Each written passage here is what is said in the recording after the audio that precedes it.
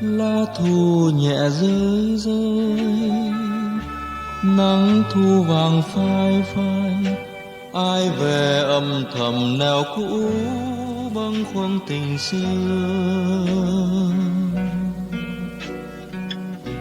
Hiu hiu luồng hơi mây, du du làn mây bay, ai nhắn theo mây niềm quê vấn vương xa đó ngàn dấu thương.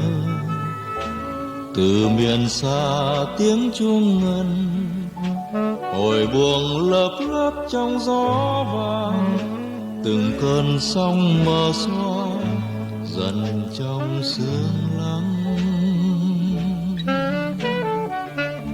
Lá thu nhẹ rơi rơi, hồn ta chìm đắm trong tiếng chuông xa vời. Hồi chuông ngân nga trong chiều thu ngập gió, ngàn tiếng thiết tha êm đềm ru lời thu. Ai xót ly hương mấy thu vàng úa, nhạc say mùa sương máu, tóc xanh bờ phờ bù rối, mấy giây tơ huyền ngụt khói, dạn dây đời mới ngọt ngào đường tơ. Hồi chuông âm vang khơi nguồn mơ ngày tháng, đường cũ vang vang gót chân reo mừng, hoa vàng phơi phới thu tràn, sóng xuân từng bừng. Người phương trời xa xôi gửi em lời yêu thương, khi lòng mơ màng trầm lắng tiếng chuông chiều thu.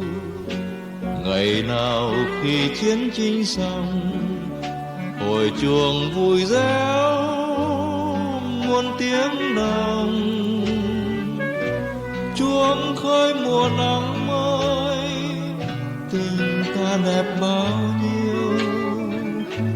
Hồn anh thầm lắng trong tiếng chuông ban chiều.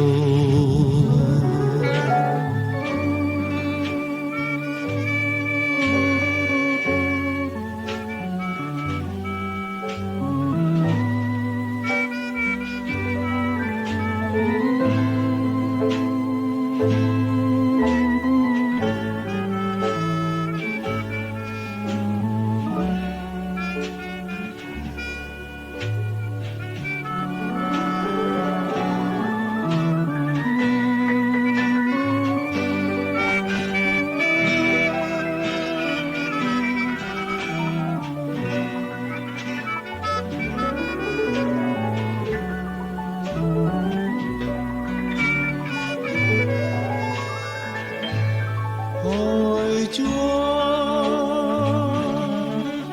âm vang khơi nguồn mơ ngày tháng, đường cũ vang vang gót chân reo mừng, hoa vàng phơi phới thu tràn, sóng xuân từng bừng.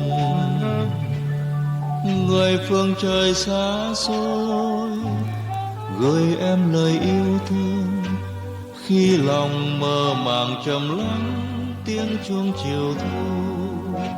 Ngày nào khi chiến tranh xong, hồi chuông vui réo muôn tiếng đồng, chuông reo mùa nắng mới, tình ta đẹp bao nhiêu.